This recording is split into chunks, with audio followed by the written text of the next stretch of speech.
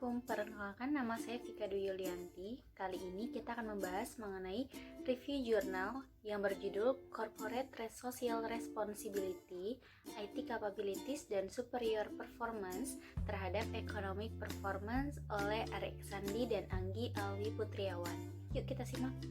Pertama kita bahas mengenai motivasi atau isu. Untuk motivasi dari penelitian ini yaitu kinerja industri manufaktur di Indonesia dinilai semakin produktif dan kompetitif terlihat dari data Badan Pusat Statistik BPS yang menunjukkan produksi industri manufaktur besar dan sedang pada kuartal 1 2019 naik 4,45% dibandingkan periode yang sama tahun 2018. Menurut Tangerang xbissindonews.com Sabtu tanggal 1 Juni 2019 pada pukul 11 waktu Indonesia bagian Barat. Semakin berkembangnya dunia usaha, maka persaingan antara satu perusahaan dengan perusahaan lain semakin meningkat dan semakin ketat. Seiring berjalannya waktu, umumnya suatu perusahaan memerlukan tambahan dana untuk mengembangkan dan memajukan perusahaannya. Hal ini guna untuk meningkatkan kinerja ekonomi perusahaan. Kinerja ekonomi yang bisa dilihat dari posisi saham sebuah perusahaan banyak dipengaruhi oleh risiko pasar yang tidak menentu, sehingga membuat kinerja ekonomi sebuah perusahaan kerap kali tidak berjalan secara optimal. Kemudian research gap pada penelitian ini, informasi lengkap, relevan, akurat, dan tepat waktu sangat diperlukan oleh investor di pasar modal sebagai alat analisis untuk mengambil keputusan investasi menurut Haninun dan Nurdiawansyah tahun 2014. Teori sinyal dalam penelitian ini memiliki keterkaitan pada variabel economic performance, di mana informasi yang dikeluarkan perusahaan untuk mengukur kinerja ekonominya yang dapat menjadi sinyal bagi pihak luar perusahaan, terutama bagi pihak investor adalah dari laporan tahunan perusahaan. Teori legitimasi menyatakan bahwa perusahaan memiliki kontrak dengan masyarakat, menurut Nasir Kurnia dan Hakri tahun 2013. Dengan demikian, dalam penelitian ini memiliki keterkaitan pada variabel Corporate Social Responsibility atau CSR yang terletak pada tujuan yang sama, yaitu dua arah antara perusahaan dan masyarakat.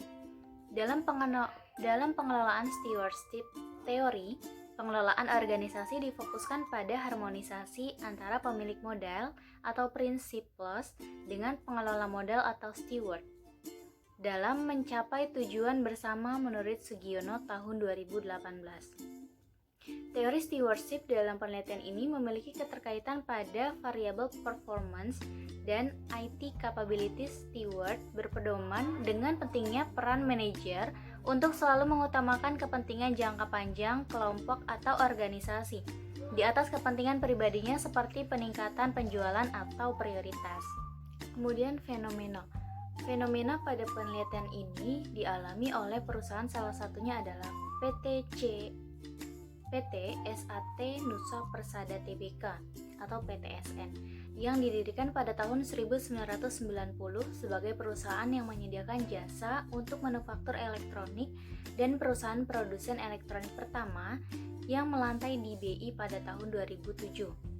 Berdasarkan data indeks harga saham gabungan IHSG selama 29 April hingga 3 Mei 2019, PTSN masuk dalam kategori top loser karena harga saham perusahaan terkoreksi 32,14% menjadi Rp760 per saham. Setelah sebelumnya sepanjang tahun 2018 harga saham PTSN meroket hingga 964% dan menjadi emiten dengan kenaikan kedua tertinggi di BI. Lonjakan kerugian itu dipicu oleh menggelembungnya beban bunga pinjaman dari sebelumnya 0 menjadi 7,9 miliar rupiah karena perseroan baru saja mendapatkan fasilitas kredit dari PT Bank Mayapada International Tbk dengan nilai maksimum 75 miliar rupiah. menurut Tangerang cnbcindonesia.com. Pada bagian ini, untuk penulis tidak ada kritik pada bagian ini karena peneliti sudah cukup jelas untuk memaparkan apa yang menjadi motivasi atau isu, research gap, atau fenomena sehingga memicu penelitian ini dilakukan. Kemudian artikel-artikel utama dalam penelitian ini. Yang pertama, informasi yang lengkap, relevan, akurat, dan tepat waktu sangat diperlukan oleh investor di pasar modal sebagai alat analisis untuk mengambil keputusan investasi menurut Haninun dan Nurdiawansyah tahun 2014. Kemudian yang kedua, Ghazali dan Chairi pada tahun 2007 dalam teori akuntansinya menyatakan bahwa hal yang mendasari teori legitimasi adalah kontrak sosial antara perusahaan dengan masyarakat, di mana perusahaan beroperasi dan menggunakan sumber ekonomi. Kemudian yang ketiga, pada stewardship theory, model of man ini didasari pada pelayan yang memiliki perilaku, di mana dia dapat dibentuk agar selalu dapat diajak bekerja sama dalam organisasi memiliki perilaku kolektif atau berkelompok dengan utilitas tinggi daripada individunya, dan selalu bersedia untuk melayani menurut Raharjo tahun 2007. Kemudian yang keempat, corporate social responsibility adalah komitmen usaha untuk bertindak secara etis, beroperasi secara legal, dan berkontribusi untuk meningkatkan ekonomi bersamanya dengan peningkatan kualitas hidup dari karyawan dan keluarganya, komunitas lokal, dan komunitas secara luas menurut Pramana dan Yadiana tahun 2016. Kemudian yang kelima, kemampuan teknologi informasi juga didefinisikan sebagai kemampuan atau kompetensi dari sebuah perusahaan yang mampu menciptakan, mengatur, dan menyebarkan sumber daya teknologi informasi menurut Kosasi tahun 2016. Kemudian yang keenam, kinerja yang unggul memiliki arti yang jelas. Ini adalah kemampuan untuk menghasilkan profitabilitas tinggi dan meningkatkan laba seiring waktu menurut Dubey et al. Tahun 2012. Kemudian yang ketujuh, dengan nilai sosial perusahaan yang meningkat, maka perusahaan akan merespon positif melalui fluktuasi harga saham yang diikuti oleh meningkatnya profitabilitas perusahaan menurut Melvin dan Wijaya tahun 2016. Kemudian yang kedelapan, dari perspektif berbasis sumber daya, bagaimanapun ini mencerminkan sejauh mana kemampuan IT capabilities mendukung penyebaran dan pengembangan aset perusahaan menurut Baradua et al. Tahun 1999. Kemudian yang kesembilan, perusahaan yang mampu menghasilkan laba dengan maksimal dapat meningkatkan kinerja ekonomi perusahaan menurut Estuning Sari et al. Tahun 2014. Pada bagian artikel utama di penelitian ini tidak ada kritik karena penulis sudah cukup menjelaskan artikel-artikel yang menjadi referensi dalam penelitian ini. Kebaruan atau novelty dari penelitian ini. Pada artikel ini adanya sebuah hubungan antara kesuksesan perusahaan, tambahan modal, dan kinerja ekonomi perusahaan, serta tingkat harga saham perusahaan, permasalahan sosial, kemajuan IT, dan keefektifan dalam mengelola sumber daya secara optimum dengan tujuan untuk meningkatkan kemampuan bersaingnya perusahaan yang unggul di kancah internasional. Pada bagian ini, peneliti tidak menuliskan secara jelas novelty dalam penelitian. Pada bagian abstrak mengenai keterbaruan penelitian, untuk memudahkan pembaca mengetahui apa saja temuan keterbaruan dari perbedaan lainnya dengan variabel penelitian yang sama. Research question atau perumusan masalah. Pada penelitian ini, untuk perumusan masalahnya ada 3, yaitu yang pertama, apakah corporate social responsibility berpengaruh terhadap economic performance? Kemudian yang kedua, apakah IT capabilities berpengaruh terhadap economic performance? Yang ketiga, apakah superior performance berpengaruh terhadap economic performance? Pada bagian ini, peneliti telah menuliskan perumusan masalah secara implisit.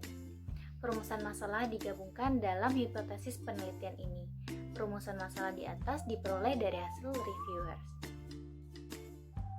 Tujuan penelitian juga ada 3. dari yang sebelumnya adalah hipotesisnya untuk tujuannya juga di mana penelitian ini bertujuan untuk mengetahui apakah corporate social responsibility berpengaruh terhadap economic performance. Kemudian yang kedua, untuk mengetahui apakah IT capabilities berpengaruh terhadap economic performance. Dan yang ketiga, untuk mengetahui apakah superior performance berpengaruh terhadap economic performance. Pada bagian ini, penulis telah menuliskan tujuan peneliti secara eksplisit dan jelas, dan tujuan penelitian telah dijelaskan dalam hipotesis penelitian ini.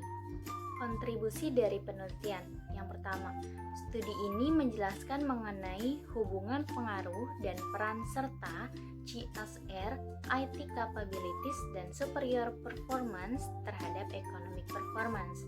Dan yang kedua, memberikan pemahaman mengenai hubungan CSR dalam meningkatkan profitabilitas dan penjualan perusahaan yang belum memaksimalkan penggunaan IT dengan baik, dan superior performance yang dapat menciptakan keunggulan kompetitif yang akan meningkatkan kinerja ekonomi perusahaan.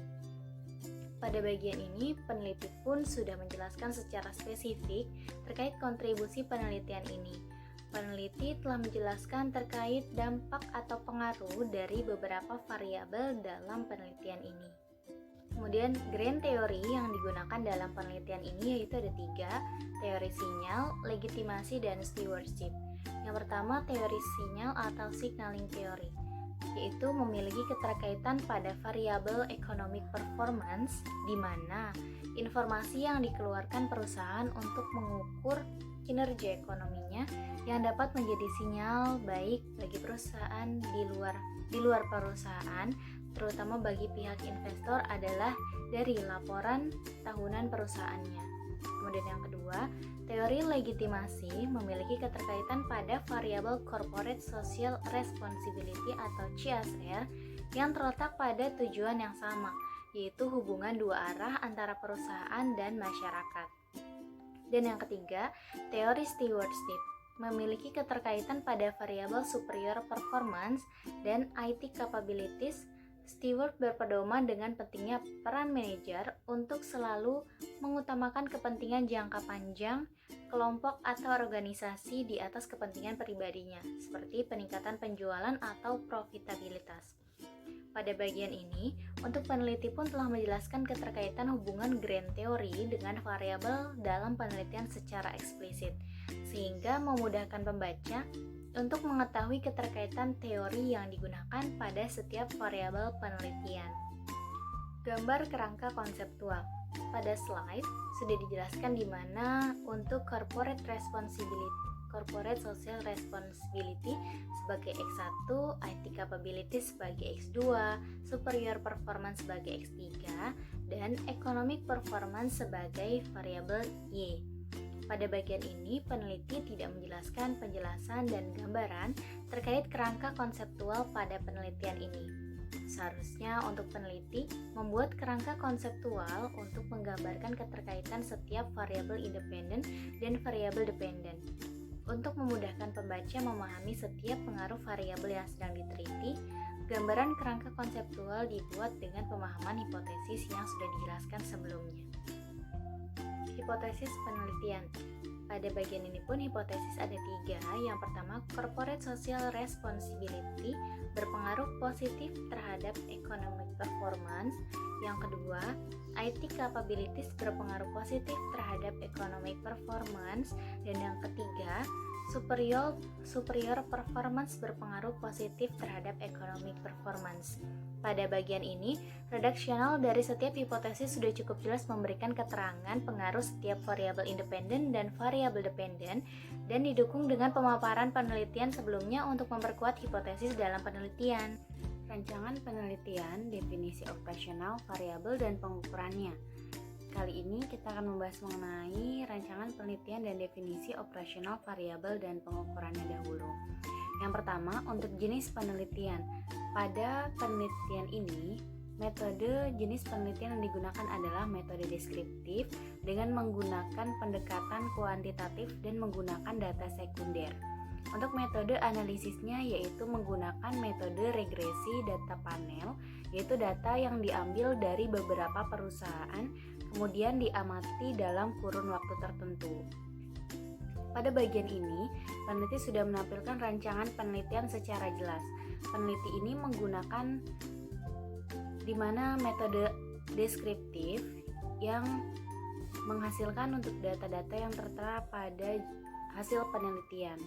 Kemudian definisi operasional variabel dan pengukurannya, yaitu menggunakan rumus ECP sama dengan PT dikurang PO ditambah div dibagi PO dikurang MERI. Untuk selanjutnya rumusnya dapat dilihat pada slide berikut. Pada bagian definisi operasional variabel dan pengukurannya, untuk peneliti pun sudah jelas menggambarkan operasional variabel dan setiap pengukurannya menggunakan pengukuran dan rumus apa saja sudah digambarkan secara jelas pada penelitian ini. Teknik penarikan sampel, unit analisis, jenis data yang digunakan, uji kelayakan model, dan metode analisis data. Pada penelitian ini, untuk teknik penarikan sampel yang digunakan adalah purposive sampling, yang dimana perusahaan manufaktur terdaftar di BI periode 2014 hingga 2018. Kemudian unit analisisnya terpilih 16 perusahaan yang memenuhi kriteria sampel dari 167 perusahaan yang terdaftar di BI. Dengan periode 5 tahun, jumlah data yang digunakan dalam penelitian sebanyak 80 data observasi. Kemudian jenis data. Untuk jenis data dalam penelitian ini data sekunder yang diambil dengan metode studi dokumentasi dari data laporan keuangan yang telah terdaftar di BI. Kemudian uji kelayakan model, uji regresi data panel, dan uji hipotesis. Kemudian metode analisis datanya yaitu uji berpasangan dua model, di antaranya yaitu uji Chow, uji Hausman, dan uji Lagrange multiplier. Pada bagian ini, untuk peneliti sudah menjelaskan keseluruhan di mana dari teknik penarikan sampel, unit analisis, jenis data, uji kelayakan model, dan metode analisis data secara jelas pada isi penelitian. Persamaan regresi yang digunakan untuk pengujian hipotesis penelitian, yang dimana kita lihat untuk persamaan regresinya sudah tampil di slide, dan pada bagian ini tidak ada kritik karena peneliti sudah menampilkan dan menjelaskan persamaan regresi yang digunakan dalam penelitiannya secara eksplisit. Selanjutnya ada statistik deskriptif, hasil uji kelayakan model, dan hasil uji hipotesis. Pada penelitian yang sudah diteliti ini, analisis statistik deskriptif tidak digambarkan dengan jelas oleh peneliti di dalam penelitian ini. Kemudian hasil uji kelayakan model, peneliti tidak memaparkan dengan jelas terkait uji kelayakan model yang tepat digunakan dalam penelitian ini, yaitu random effect model dalam regresi data panel. Kemudian yang ketiga, uji hipotesis. Setiap pengujian hipotesis telah dipaparkan dalam bentuk gambar hasil pengujian, beserta didukung dengan pemaparan hasil dalam bentuk deskripsi yang menjelaskan hasil dari setiap pengujian hipotesis dalam penelitian ini. Pada bagian ini, penulis sudah lengkap dalam memberikan penjelasan terkait hasil uji kelayakan model dan uji hipotesis, namun tidak menggambarkan dengan jelas hasil analisis statistik deskriptif. Kesimpulan, keterbatasan, dan implikasi dari penelitian ini. Yang pertama, kesimpulan. Pada bagian kesimpulan sudah cukup jelas, peneliti sudah menjelaskan sesuai dengan rumusan masalah dan memberikan pemaparan yang lengkap pula dan jelas untuk setiap pengujian hipotesis dalam penelitian ini. Kemudian yang kedua, keterbatasan. Peneliti tidak menjelaskan terkait keterbatasan penelitian. Sebaiknya, peneliti menuliskan keterbatasan penelitian sebagai bahan masukan untuk peneliti selanjutnya. Kemudian yang ketiga, implikasi. Pada bagian ini, peneliti tidak menuliskan implikasi penelitian sebagai bahan pertimbangan dan masukan untuk peneliti selanjutnya. Manajer perusahaan dan investor sebagai masukan bagi perusahaan terkait faktor yang mempengaruhi meningkatnya economic performance.